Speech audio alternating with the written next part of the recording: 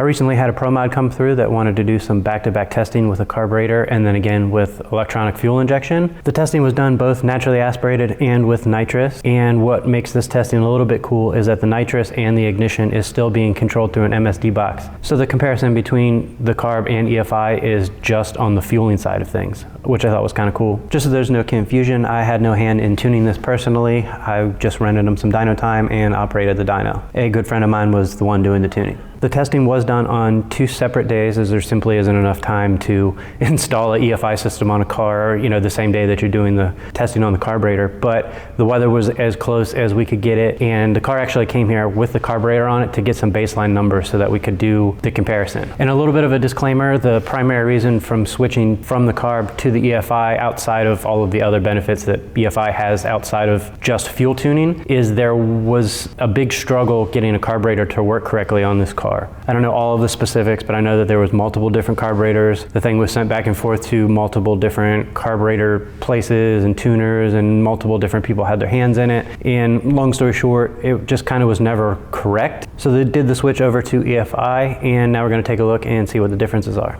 Okay, the first thing that we're going to look at here is the naturally aspirated carbureted dyno pulse. Keep in mind that the dyno settings are all the same and everything is basically as close as we could get it. And also that this testing was done for the sake of the performance of the car and not for a video. And with that being said, I can't show you the car or give you any really further details, but I can show you the dyno numbers. So you can see, looking at this graph here, it made 1182 horsepower, and it looks about what you would expect it to look like. With the carburetor on the car, we did 3 runs, naturally aspirated, 3 runs with the nitrous, and I'm showing you the highest run of all 3. And next up is the run with the carburetor and with nitrous. You can see it made 1662, but if you look at the left side of the dyno graph, it looks really weird, and you can tell that the car is pretty upset down low. And this is basically the battle that they've been fighting. I know they've tried different brands of carburetors, different sizes of carburetors, and they've basically tried everything. I guess there's a strong possibility that you could potentially fix whatever they got going on down there, with the right carb or the right this, the right that, the right change this, that, the other. But at the end of the day, they wasted basically I don't remember if it was an entire season, half a season, 2 seasons, whatever it was, they weren't really making a whole lot of progress. So now let's look at the naturally aspirated EFI dyno graph. And we're going to overlay these runs in just a second to make it a little bit easier to see the comparison. So naturally aspirated with a Holley Dominator ECU on the car, it made 1186 horsepower. And again, the MSD is controlling the timing. So this is just fuel injection here that is changed from the carburetor setup. Next up, we have the EFI with nitrous, and you can see we made 1700 horsepower, and you can see how much cleaner and more normal the graph looks. And most importantly, you can see how much happier the engine is down on the left side of the graph at lower RPM. And if you look at the RPM numbers underneath the actual horsepower and torque numbers, that 7582, that's not max RPM, that is the RPM that the engine made peak power. So if there's any difference between what you're seeing on this graph and the previous graph, that's the reason why. So everybody went into this test wanting EFI to have the advantage. Obviously, the owners of the cars had the financial investment and the time and everything into it. My buddy that was doing the tuning on the car, obviously,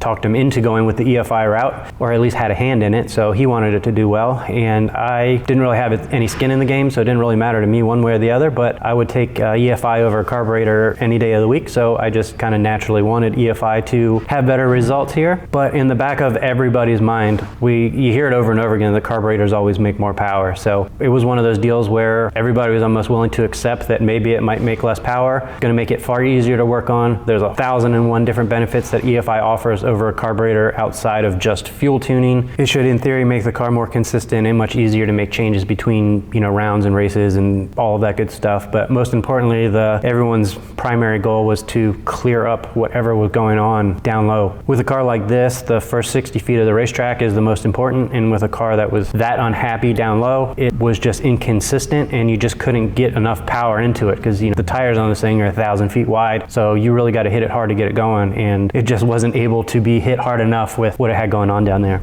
Okay, now we are overlaying the naturally aspirated pulls with the carburetor versus the naturally aspirated pulls with EFI. Blue being the carburetor run and red being the EFI run. At max RPM, it's actually borderline hard to believe how close the runs are. They're basically laying right on top of each other. And you can see far down to the left, it still has the problem on motor, but it's not nearly as pronounced as it is with the nitrous. But down at the bottom side of the run, there's nearly 100 horsepower difference, which is pretty crazy. And then on this one here, it's the same overlay. I just moved the cursor, and this is right here in the middle, 6,500 RPM or whatever. Before the runs kind of meet up and start tracking one another, there's still, what's that, a 25-ish horsepower gain there in the mid-range. So basically 3/4 of the run, EFI is actually making more power. Now here's where it gets really interesting, is once we introduce nitrous into the equation on the EFI versus carburetor. And this really puts it into perspective just how bad the car was running down low. You could look at this graph and you can kind of visualize both what this looks like and what this sounds like, is the thing's just falling flat on its face, and then all of a sudden everything kind of comes on all at once, and it's super unpredictable. But at 4,500 RPM, we're looking at over 1,000 horsepower difference. Now obviously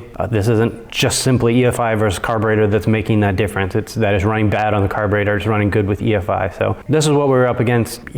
Take it for what it's worth. At the end of the day, it cleared up the problem that the car was having, which is pretty cool. Now same thing if we go into sort of the mid-range here at about 6,000 RPM, EFI is still up about 100 horsepower, which is pretty damn significant. And for all intents and purposes, once the carbureted setup got past the nonsense that it was dealing with down low, it ran perfectly fine past that. It was just getting kind of over that hump. But even still, once we're past that hump, there's about 100 horsepower difference. And if we move the cursor all the way over to the right, basically at max RPM, we're still dealing with about a 40 horsepower difference with EFI over the carburetor. Same exact nitrous, everything, same exact ignition, everything. This was just making fuel related changes, nothing else. So anyways, I thought this was pretty cool to see firsthand. It maybe would have been a little bit more exciting if we would have gone into this with intentions of making a video of the comparison of the two, but at the end of the day, just seeing the results is still pretty cool. Now switching from the carburetor to EFI is a pretty big commitment, both from a time perspective and a financial perspective, especially once you consider that a car like this doesn't just get a plug and play wiring harness, like the whole thing's got to be rewired and whatever else. So the fact that the EFI actually picked up more power made everybody happy, but everybody was extremely happy that all of the problems that they were dealing with, at the lower end of the RPM spectrum on this had all gone away. So, and now making any type of fuel related changes takes about 10 seconds instead of 30 minutes or whatever it took with the carburetor. So that's another huge benefit. And now they had the ability to do the other 50,000 things that EFI can do that we're unable to do with the carburetor. So anyways, it's not every day that you get to do a back-to-back carburetor versus EFI comparison on a PROMOD, so I thought you guys would like to see it. Hopefully that's the case. As always, I appreciate you watching, and I'll see you next time.